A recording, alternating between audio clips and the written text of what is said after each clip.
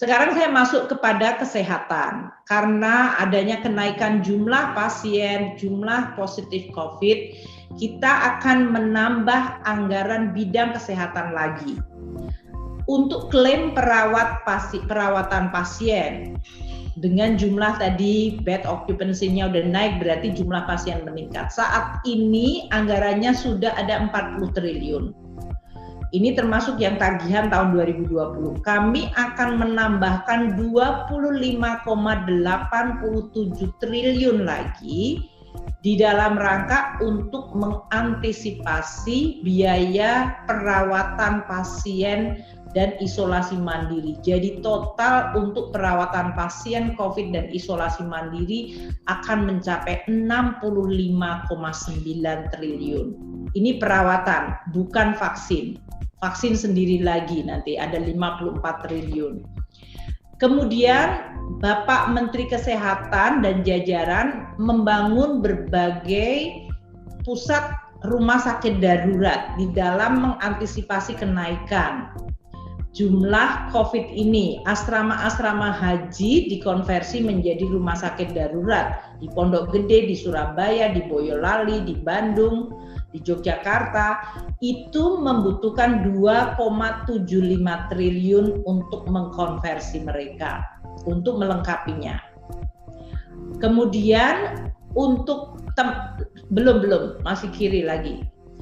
Insentif nakes diberikan tambahan karena rumah sakit darurat membutuhkan tenaga dokter dan tenaga kesehatan. Akan direkrut 3.000 dokter baru dan 20.000 perawat, di mana insentifnya harus disediakan.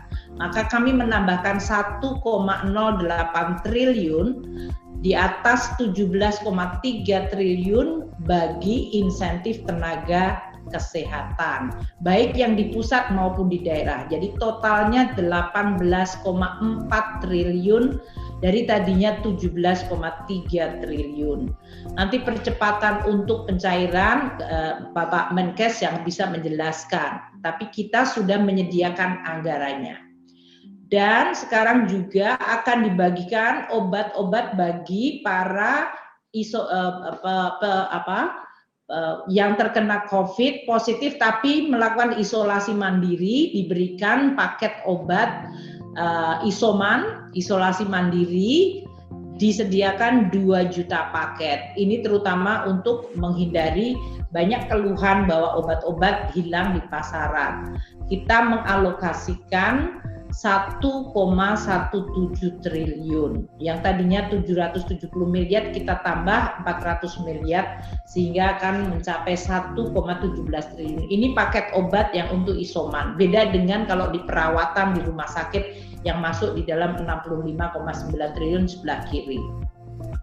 Nah, Presiden seperti tadi dikatakan oleh Pak Luhut diminta kepada TNI, Polri, dan Bidan BKKBN untuk membantu pelaksanaan vaksinasi sehingga bisa terkejar 1, 2, atau bahkan 3 juta per harinya. Target yang diberikan untuk Polri 30 juta orang yang divaksin dan yang Bidan 37 juta orang yang divaksin, TNI Polri. Ini berarti mereka akan diberikan anggaran untuk vaksinasi, yaitu tenaga-tenaga yang melakukan vaksinasi 1,96 triliun.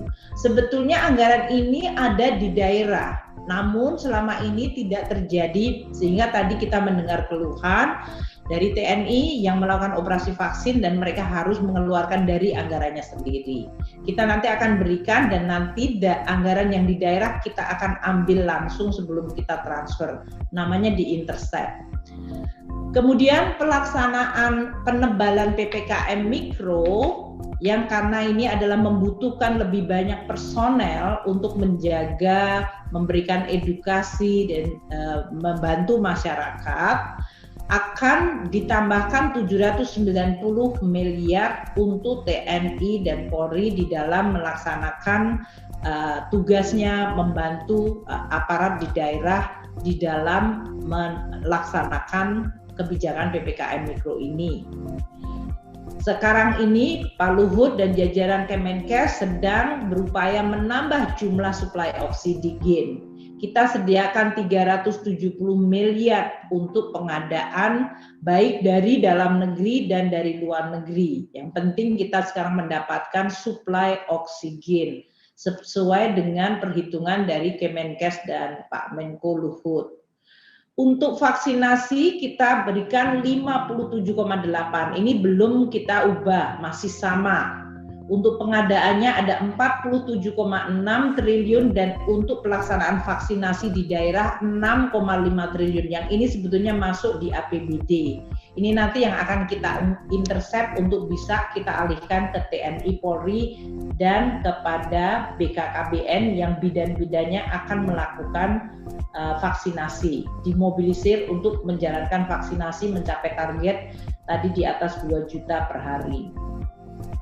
Tentu dari insentif perpajakan seperti tadi kalau import barang-barang seperti alat kesehatan oksigen maupun dari sisi obat-obatan mereka mendapatkan insentif perpajakan yaitu tidak dipungut bea masuk maupun pajak PPN. Dan ini nilainya mencapai 20,85 fasilitas yang diberikan untuk alat-alat kesehatan dan medikal. Dan untuk penanganan lainnya, seperti untuk testing, tracing, gugus tugas, dan penanganan kesehatan di daerah, masih ada anggaran 45,93 triliun. Jadi total anggaran untuk kesehatan akan mencapai 214,95 triliun.